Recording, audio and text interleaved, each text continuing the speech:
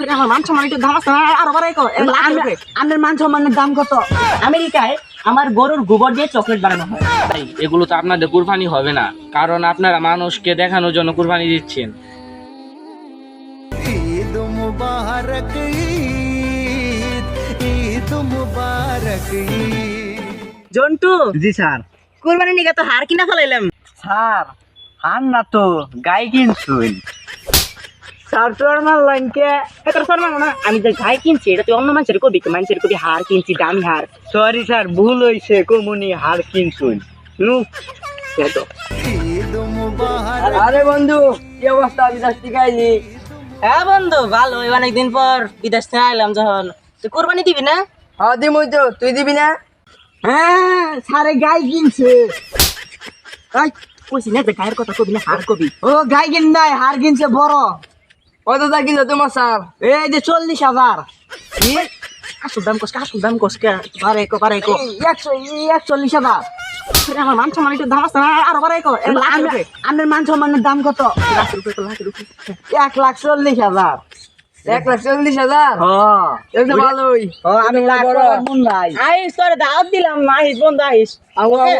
বিশাল বড় একটা গরু কিনছি। তোর দিলাম দিও আই। আন্দে বলেন আমি গোলাগুলি কইরা হই আগে। হাই রে গপ্প বল, এটা কি হাসা নাকি মিছে আল্লাহ জানে। ঈদ মুবারক। একবার আপনার মাইক মিটি। এই আপনি আগে গেতা শুন গে। আমি সারের গরুর দামটা হই না যায়। আরে মিয়া হাইদা হাইদা দাম না আন্নে কুরবানি হবে না। এই আমার জ্ঞান দিবার হই না, খার হইলাম না সুন্দর করে আমার গরুর বর্ণনা দিই। বর্ণনা শুরু করে দিছি আমি আহান আসসামি। বর্ণনা শুরু করে দিছি আমি আহান আসসামি। আমি আমার গরু আমেরিকা থেকে নিয়ে এসেছি। আমার গরুর এমন মূল্য যে 40,000 টাকা। তোর এটা কথা কি তোর ফালতু কথা তো বলছিস? স্যার ভুল হইছে। তাই নিয়ে 40,000 টাকা এই না ভাই, না ভাই, ভাই, এটা ভুল শুনি। আমার গরুর এত মূল্য যে আমেরিকায় আমার গরুর গোবর দিয়ে চকলেট বানানো হয়। তাই নিয়ে তো 40,000 টাকা থাকুন না, না, যাইগে। 40 না। আমেরিকা থেকে যে আমি গরু আনছি, এই গরুর পায়ের যে খুঁড় থাকে, এই খুঁড় দিয়ে এমনকি পাথরও তৈরি হয়। এই খুঁড় দিয়ে পাথরে আমার গরুর খুঁড়ের মতো স্যার থামেন, একটা কল আইছে।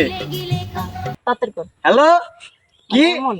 মতিনের গরু আমাকে গরু সারের গরুর চেয়ে বড়? হ্যাঁ তুই কয়েকজনের লেকচার দিতেছে মনে হয়।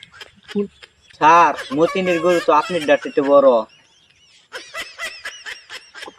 কল কল রাখো, মানে একটু পরে আমার এই এলাকায় ওকে কারো গরু আমার গরুর চেয়ে বড় নাই। ওকে, একটা কাজ হয়েছে জানেন কি? আমাদের পাশে ভাই তাই নিয়ে তো বললাম শুনেন, মদিনে করছে তো ছুড়ো না, শুনেন না, শুনেন। আমাদের এলাকার ওই মতিন ওকে এমন কাজ করেছে। এই আমি যে আমেরিকা থেকে গরুটা এনেছি, সে আবার খোঁজ পেয়ে গেছে। এই আমার গরুর আবার একটা সমস্যা, একটু সমস্যাটা হচ্ছে তার ফুফাতো ভাই ছিল, গরুটার ফুফাতো ভাই ছিল, যার একটু মানে সামান্য একটু বড় ছিল আমার গরুর চেয়ে। মানে মানে আমার গরুর রক্ত কিন্তু তার শরীরে বইছে, এরকম একটা ব্যাপার।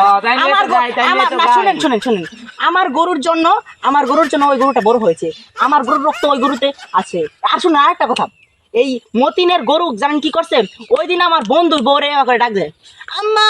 মানে এটা কোনো কথা? আমার বন্ধুর পোলাকে হয়ে গেল ওই গরু? হ্যাঁ বলেন তো, খালি কয় আম্মা আম্মা।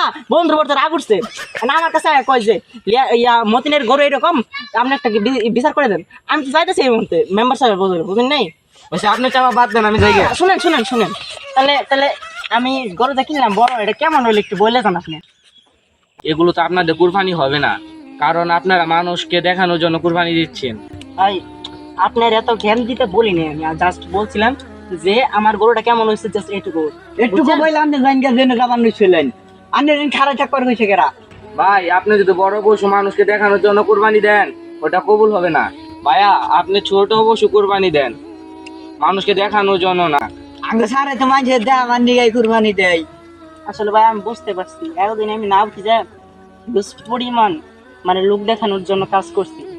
আমি আপনার কথা মতো আমি বুঝতে পারছি ভাই, ধন্যবাদ আপনাকে।